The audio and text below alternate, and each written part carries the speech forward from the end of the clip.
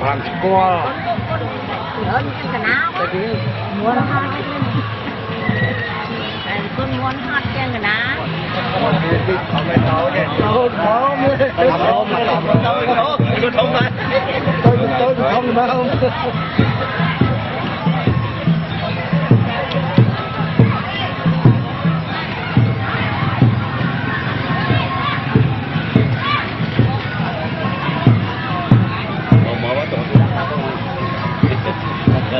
và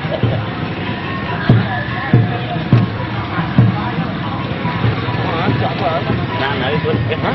đang nơi về mình có nhau chết ăn la phong chặt chặt bán được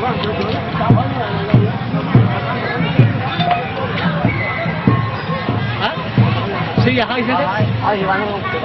bạn đâu xí mình xí chỗ này giờ bắn nó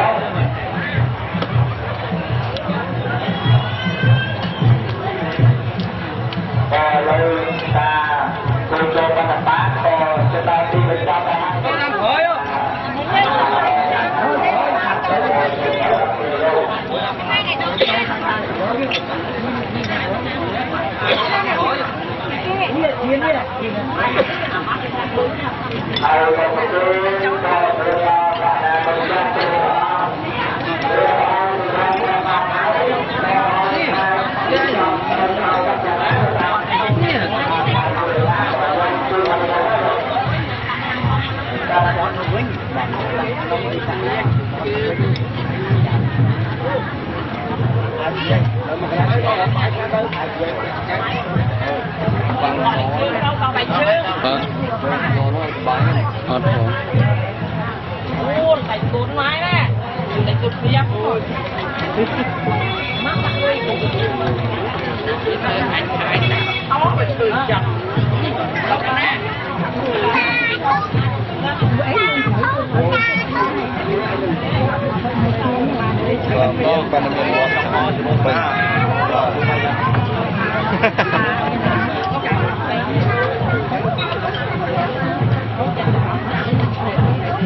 bạn cho camera thì đấy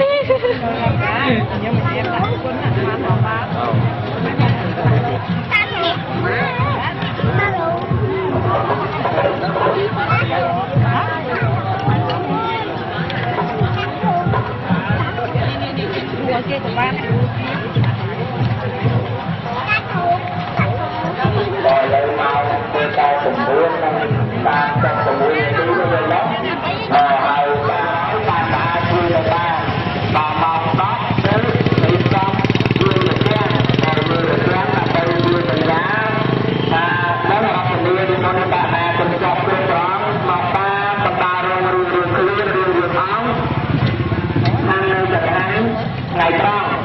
và tại đây là ngày trăng đang mình vô và đang đi làm rồi nào đi rồi đâu là cá to nè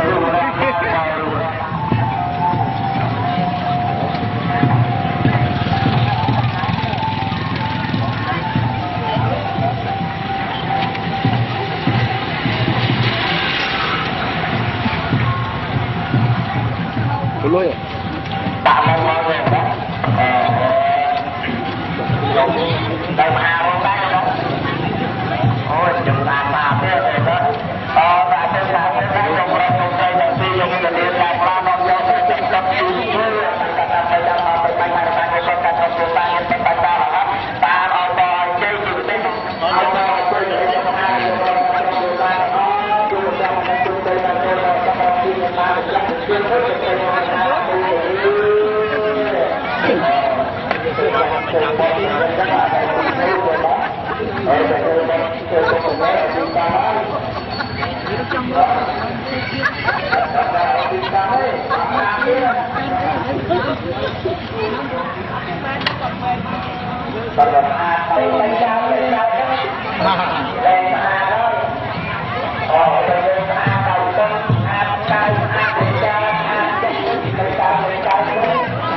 Yeah.